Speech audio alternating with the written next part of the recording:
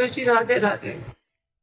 अलग से क्या बोल रहे, जो सुन रहे हो क्या इससे तुम्हारा ज्यादा प्रश्न जोरदार है? जो सुन रहे हो उसे अपने जीवन में उतारो। सबके ये थोड़ी कि कोई सबके प्रश्नों का उत्तर, अगर किसी एक के प्रश्न का उत्तर हो रहा तो ध्यान से सुनो। तुम्हारा नहीं है क्या? क्या तुम ज्ञान या भक्ति नहीं चाहते हो क्या? फिर यहाँ आने का मतलब क्या है? अपनी अपनी पीड़ा थोड़ी कहने आए हो। ये अध्यात्म का मार्ग, अगर एक का प्रश्न उत्तर हो रहा तो सबका प्रश्न उत्तर हो रहा, उसको सुनो। बीच में टोकने की जरूरत नहीं। हाँ, बीच में तब टोकने की जरूरत है जब आपको वो बात समझ में ना आई हो।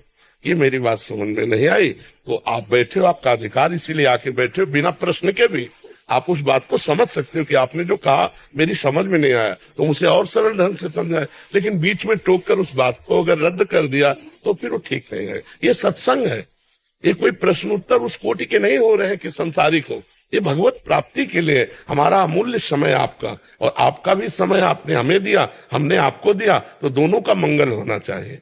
तो अब उस सखी ने पूछा, अब उसका समाधान तो हो नहीं पाया। आपने कहा राधे राधे बीच में।